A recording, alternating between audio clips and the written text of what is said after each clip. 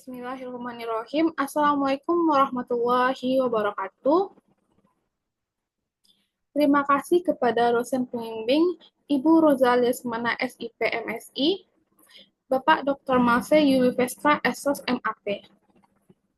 Perkenalkan, saya Arini Kasmira dengan NIM 2210841008 akan mempresentasikan seminar hasil dengan judul Evaluasi Kebijakan Penataan Pedagang kaki lima di Kawasan Pasaraya Padang.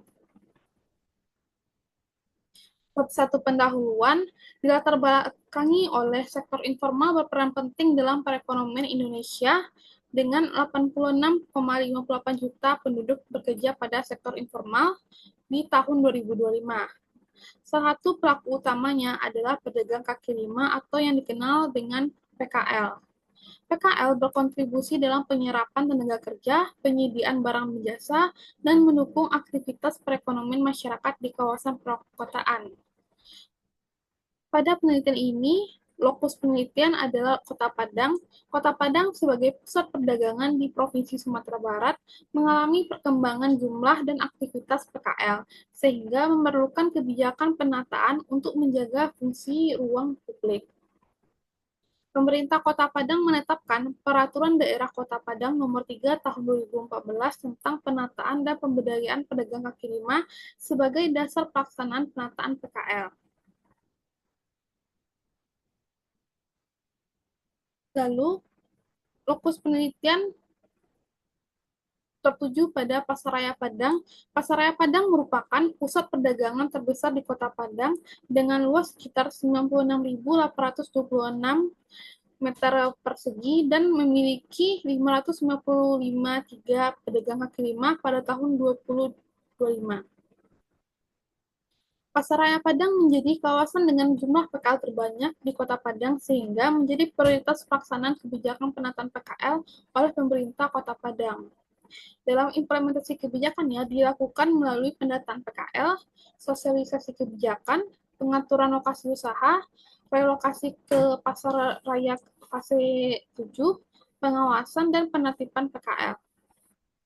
Keberhasilan implementasi kebijakan perlu dievaluasi untuk mengetahui tingkat pencapaian tujuan kebijakan penataan PKL dalam mewujudkan kawasan pasar yang tertib, aman, nyaman, dan mendukung aktivitas perdagangan. Selanjutnya, fenomena yang peneliti temukan terdiri dari 6 fenomena. Yang pertama, sebagian PKL masih menggunakan bahu jalan atau trotoar untuk berjualan. Yang kedua, tidak jelas SKPD Perda. Yang ketiga, sarana dan prasarana pemerintah belum dimanfaatkan optimal oleh PKL.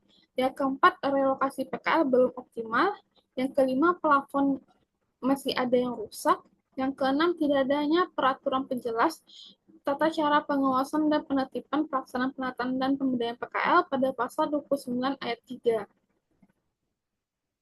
Selanjutnya, rumusan salah penelitian yaitu bagaimana evaluasi kebijakan penataan pedagang kaki lima di kawasan pasaraya. Kemudian, tujuan penelitian adalah untuk mengevaluasi sejauh mana pelaksanaan kebijakan penataan PKL, khususnya di kawasan pasaraya Padang.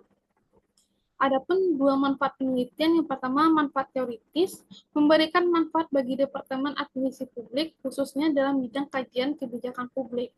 Yang kedua, menjadi acuan bagi peneliti lain yang ingin melanjutkan pembahasan topik serupa di masa mendatang dengan memanfaatkan berbagai teori yang telah digunakan.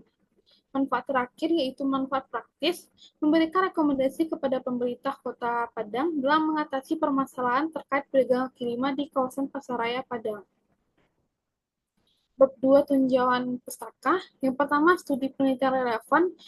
Peneliti menggunakan 5 studi penelitian relevan. Yang pertama, dari Aldila, Arin, Aini, dan Yuwanto 2024 dengan judul Evaluasi Kebijakan Peraturan Daerah Nomor 3 Tahun 2018 tentang penataan dan pemberdayaan pedagang kaki lima di Kota Semarang.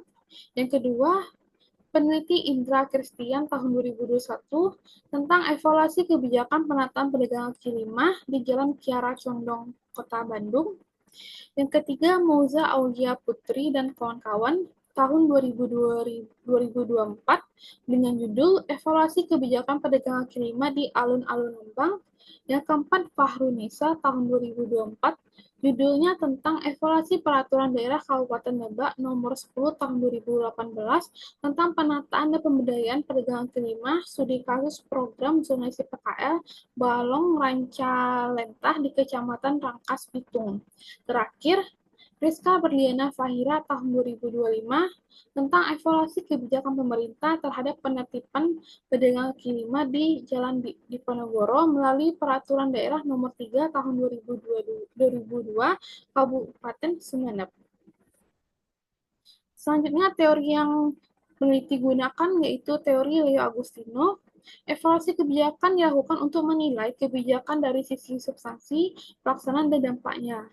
Adapun 5 variabel dari teori ini, yang pertama sumber daya aparatur, yang kedua kelembagaan, yang ketiga sarana prasarana dan teknologi, keempat finansial, dan terakhir adalah regulasi.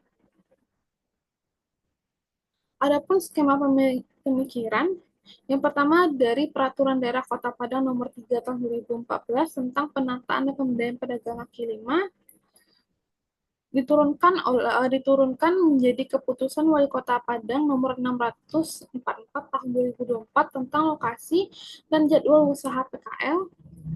Kemudian penataan dan pemberdayaan PKL di kawasan Pasaraya Padang. Lalu bagaimana evaluasi Peraturan Daerah Kota Padang Nomor 3 Tahun 2014 tentang penataan dan pemberdayaan pedagang kaki lima di kawasan Pasaraya Padang. Lalu digunakan teori evaluasi kebijakan Leo Agustino yang terdiri dari 5 variabel, sumber daya aparatur, kelembagaan, sarana prasarana dan teknologi, finansial, dan regulasi, beserta indikator dari 5 variabel, yaitu pemahaman aparatur, lalu diskresi, sistem organisasi, gaya kepemimpinan, sinergitas antar lembaga, kemudian sarana, prasarana, teknologi, dukungan keuangan, petunjuk teknis. Dan terakhir, hasil penelitian ini berupa rekomendasi kebijakan. Kemudian definisi konsep ada 3. Yang pertama, kebijakan publik adalah keputusan-keputusan yang mengikat bagi orang banyak pada tataran strategis yang dibuat oleh pemegang otoritas publik. Yang kedua, evaluasi kebijakan publik adalah kegiatan yang melibatkan penilaian atau evaluasi suatu kebijakan yang meliputi substansi, implementasi, dan dampak. Terakhir, PKL adalah pelaku usaha yang melakukan kegiatan usaha di tempat-tempat yang bersifat sementara atau tidak menetap menggunakan fasilitas umum atau memanfaatkan ruang yang ada sebagai tempat berusaha untuk memenuhi kebutuhan hidup. Selanjutnya, definisi operasional seperti yang ada di layar. Lanjut, bab 3 metode penelitian. Yang pertama, pendekatan penelitian menggunakan kualitatif. Lalu, teknik pengumpulan data terdiri 3, yaitu observasi, wawancara, dokumentasi. Kemudian teknik pemilihan informasi, yaitu purposive sampling. Lalu, unit analisis adalah lembaga atau dinas perdagangan Kota Padang. Selanjutnya, peranan peneliti. Peneliti berperan sebagai instrumen utama dalam penelitian ini. Selanjutnya, proses penelitian ada 3 proses. Yang pertama, tahap perencanaan, tahap pelaksanaan, dan tahap pelaporan. Kemudian, teknik keabsahan data menggunakan triangulasi sumber. Terakhir, teknik analisis data, Miles dan Huberman ada 3, yaitu reduksi data, penyajian data, dan penarikan kesimpulan dan verifikasi. Lanjut ke bab 4, deskripsi lokasi penelitian. Lokasi penelitian ini di Dinas Perdagangan Kota Padang merupakan perangkat daerah yang bertanggung jawab menyelenggarakan urusan pemerintah di bidang perdagangan. Yang pertama, berperan sebagai pelaksana utama kebijakan penataan PKL di kawasan Pasaraya Padang. Kedua, berkolaborasi dengan UPT Pasaraya, Satpol PP, Dinas Perhubungan, dan instansi terkait dalam pelaksanaan penataan PKL. Terakhir, pelaksanaan kebijakan ini mendukung misi keempat Kota Padang, yaitu mewujudkan Kota Padang sebagai pusat perdagangan dan ekonomi kreatif. Adapun bidang pada lokasi penelitian ini yaitu bidang sarana dan pelaku distribusi yang memiliki 3 fungsi berikut. Yang pertama, melakukan pembinaan terhadap PKL atau pedagang informal yang berada di lingkungan pasar rakyat. Yang kedua, melakukan pengawasan ketentraman, ketertiban, dan kebersihan di kawasan pasar raya milik pemerintah daerah. Yang ketiga, melakukan pembinaan terhadap pengelola pasar rakyat milik pemerintah daerah. Bab 5, temuan dan analisa data. Yang pertama, variabel sumber daya aparatur, yaitu Dinas Perdagangan Kota Padang memiliki 68 aparatur dengan 23 aparatur pada bidang sarana dan pelaku distribusi sebagai pelaksana utama kebijakan. Penataan PKL melibatkan sekitar 30 aparatur lintas bidang dan didukung UPTD Pasaraya dan Satpol PP sebagai menunjukkan ketersediaan sumber daya aparatur yang memadai. Yang kedua, aparatur memahami lokasi yang diperbolehkan dan dilarang membagi PKL, mekanisme relokasi ke basement fase 7, dan regulasi penataan sehingga pendataan, sosialisasi, pengawasan, relokasi, dan penertiban dapat dilaksanakan sesuai kewenangan. Terakhir, kondisi tersebut menunjukkan aspek sumber daya aparatur telah mendukung implementasi kebijakan. Namun, peningkatan kompetensi aparatur dan koordinasi lintas instansi masih diperlukan agar pelaksanaan kebijakan lebih optimal. Yang kedua, variabel kelembagaan terdiri dari 4 indikator. Yang pertama, diskresi. Diskresi diterapkan melalui pendekatan persuasif kepada PKL, penyusunan waktu relokasi, dan penyelesaian permasalahan sesuai kondisi lapangan, sehingga pelaksanaan kebijakan lebih fleksibel. Indikator kedua, sistem organisasi.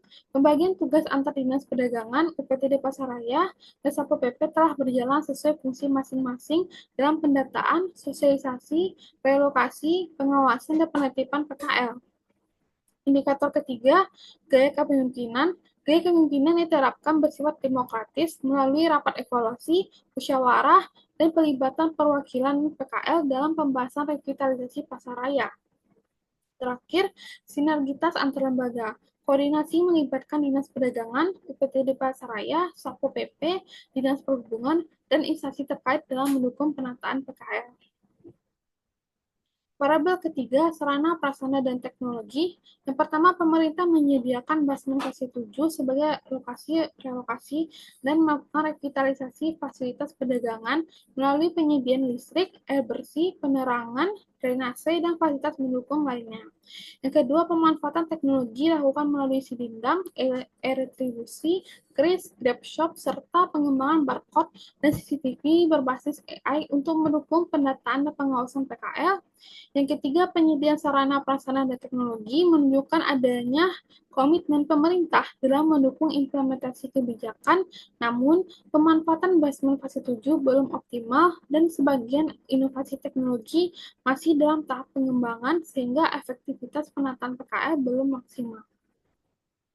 Yang keempat, variabel finansial. Yang pertama, pendanaan kebijakan penataan PKL berasal dari APBD Kota Padang untuk relokasi PKL, pembenahan dan pemeliharaan fasilitas perdagangan, sosialisasi, operasional, pengawasan dan penertiban, sedangkan APBN digunakan untuk pembangunan dan revitalisasi Pasaraya fase 7 sebagai lokasi relokasi PKL. Yang kedua, realisasi anggaran bidang sarana tahun 2025 mencapai sekitar 74% yang dinominasi untuk pembangunan dan pemeliharaan sarana prasarana pasar, tenaga penanganan sarana umum, operasional surveillance pasar, rehabilitasi fasilitas perdagangan, dan penyelenggaraan berbagai kegiatan di fase 7 untuk meningkatkan kunjungan masyarakat. Yang ketiga, dukungan anggaran telah mendukung pelaksanaan pendataan PKL, namun belum terdapat alokasi anggaran khusus untuk program pemberdayaan PKL, seperti bantuan modal dan sarana usaha. Selain itu, pemungutan retribusi di fase 7 belum optimal sehingga masih berpotensi mengurangi pendapatan asli daerah. Yang kelima, regulasi. Yang pertama, pelaksanaan penataan PKL berpedoman pada Peraturan Daerah Kota Padang Nomor 3 Tahun 2014 tentang penataan dan pemberdayaan pedagang kaki lima, Keputusan Wali Kota Padang Nomor 644 Tahun 2024 tentang lokasi dan jadwal usaha PKL, dan Standar Operasional Prosedur atau SOP penertiban berdasarkan SK Wali Kota Padang Nomor 11 Tahun 2016 sebagai pedoman penataan, relokasi, pengawasan, dan penertiban PKL. Yang kedua, SK Wali Kota Nomor 644 Tahun 2024 diterbitkan menggantikan SK Wali Kota Nomor 438 Tahun 2018 sebagai penyesuaian terhadap beroperasinya Pasaraya Fase 7 sebagai relokasi PKL. Yang ketiga, pemerintah telah melakukan sosialisasi regulasi dan pemberitahuan revitalisasi kepada pedagang, namun Perda Nomor 3 Tahun 2014 belum sepenuhnya mengakomodasi perkembangan pasaraya, sementara petunjuk teknis pendataan, pembinaan pemberdayaan dan penguasaan PKL masih terbatas, serta beberapa amanat Perda belum ditindaklanjuti melalui keputusan Wali Kota. Bab 6 penutup kesimpulan. Yang pertama, berdasarkan evaluasi terhadap aspek sumber daya aparatur, kelembagaan, sarana, prasarana, dan teknologi, finansial, dan regulasi, pelaksanaan kebijakan penataan perdagangan kaki lima di kawasan Pasaraya Padang telah didukung oleh berbagai komponen implementasi. Yang kedua, implementasi kebijakan telah memberikan kontribusi terhadap penataan kawasan Pasaraya Padang melalui relokasi PKL, revitalisasi fasilitas perdagangan, penguatan koordinasi antar lembaga, dan penerapan teknologi dalam pengelolaan PKL. Namun, ditemukan PKL yang berjualan di lokasi yang dilarang dan pemanfaatan basement fase 7 sebagai relokasi belum optimal. Yang ketiga, hasil evaluasi menunjukkan bahwa efektivitas kebijakan masih dipengaruhi oleh koordinasi antar lembaga yang belum berkelanjutan, keterbatasan anggaran untuk pemberdayaan PKL, pemanfaatan teknologi yang belum maksimal, regulasi dan petunjuk teknis yang belum sepenuhnya mengakomodasi perkembangan kondisi kawasan Pasaraya Padang. Terakhir, kebijakan penataan PKL di kawasan Pasaraya Padang telah berjalan. Namun, tujuan kebijakan untuk mewujudkan kawasan pasar yang tertib, aman, nyaman, dan meningkatkan kesejahteraan PKL masih memerlukan penguatan implementasi agar dapat tercapai secara efektif dan berkelanjutan. Terakhir, rekomendasi dari hasil penelitian ini terdiri dari 4. Yang pertama, menyusun regulasi baru sebagai pengganti Perda Kota Padang Nomor 3 Tahun 2014 yang lebih sesuai dengan perkembangan kawasan pasaraya, mekanisme relokasi, pemberdayaan PKL, dan sistem pengawasan saat ini. Yang kedua, mengoptimalkan pemanfaatan basement fase 7 melalui peningkatan aktivitas ekonomi, promosi, dan penyediaan sarana pendukung agar menjadi pusat perdagangan yang lebih menarik bagi pedagang dan masyarakat. Yang ketiga, memperkuat pengawasan dan penegakan aturan secara konsisten melalui koordinasi antar Dinas Perdagangan Kota Padang, UPTD Pasaraya, dan Satpol PP terhadap PKL yang masih berjualan di lokasi yang dilarang. Kemudian meningkatkan pemberdayaan PKL melalui dukungan anggaran dan teknologi seperti penguatan pendataan digital, retribusi, KRIS, dan penyediaan program bantuan usaha untuk meningkatkan kesejahteraan pedagang dan optimalisasi PAD. Sekian, terima kasih. Wassalamualaikum warahmatullahi wabarakatuh.